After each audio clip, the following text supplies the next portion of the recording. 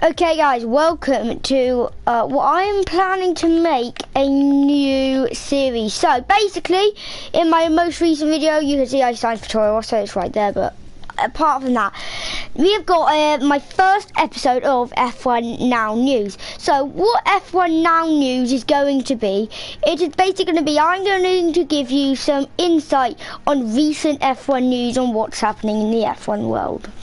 So this is just some background footage. You don't have to focus on it. It's just going to be doing a last question mark challenge as Lewis Hamilton at Britain on Grand Prix mode. It's not much. But first, our first news is also the one that's in the title. So this is Aston Martin are going to become a full manufacturing team for the 2020 Formula 1 season.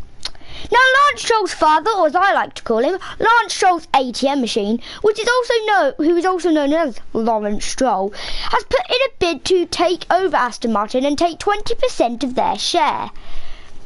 However, the contract I think has been signed, and now in the contract it states that the Racing Point F1 team, which is owned by Lawrence, will be renamed as Aston Martin for 2021. So, this basically means Lance Stroll will drive for them, because why would your dad fire you from an F1 team? And Sergio Perez, who was signed for Racing Point for 2021, and now, as it becomes Aston Martin, will drive for Aston Martin. Now, our second thing is Red Bull's future. Now, a lot of stuff goes around with these type of new videos about whose future, but I think Red Bull is one of the most interesting to talk about. They've got the youngest combined driver pairing on the grid, of Max Verstappen, who is 21, and Alex Albon, who's just about 22, I think. Keep your eyes open on the so, right turn. Alex Albon. But first, guys, what I'm going to do is I'm going to turn all the audio down for this so it doesn't get in the way of any recording that I do. So, due to the news about Aston Martin going into F1, obviously the Aston Martin Red Bull Racing partnership will more unlikely they will split, and if they don't, I will be surprised.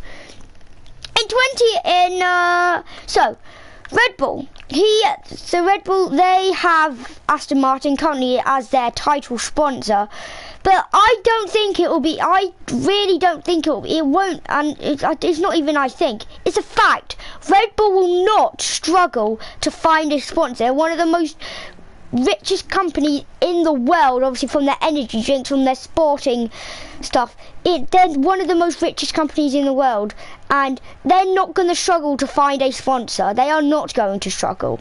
So they used to have sponsorship, they still do with Tag Heuer, obviously they used to have with Aston Martin, they actually still do, but at the end of 2020 season it's it's inevitably going to end their partnership. So next up is I think it happened quite a while ago, but I only heard about it recently, and it's Alfa Romeo's title sponsor. So recently Alfa Romeo have not had any title sponsor. 2019 it was Alfa Romeo Racing. In 2018 they were the title sponsor of Sauber, being Alfa Romeo Sauber. But for the first time in Alfa Romeo's F1 history, they are going to have a title sponsor, and this goes by the name of Orlen. So, after the announcement of Alfa Romeo's Frederic Vasseur signed a contract with Orlen to become their title sponsor, Orlen will officially be the name of the team. It will be Alfa Romeo Racing Orlen. So Orlen, they've been sponsors of the team since 2018, back when it was Sauber, but now they're becoming a full title sponsor. Now next up, it's not anything to do with F1, but the main subject of it is to do with F1, and it's Alonso's Bathurst dream. Now, long-term F1 fans would know about Fernando Alonso. He was champion in 2005 and 2006, almost won the title in 2010, 2007, and 2012, and he retired out of F1 in 2018, at the end of 2018 season. Since then, he has won the 24 Hour Le Mans twice in 2018 and 2019.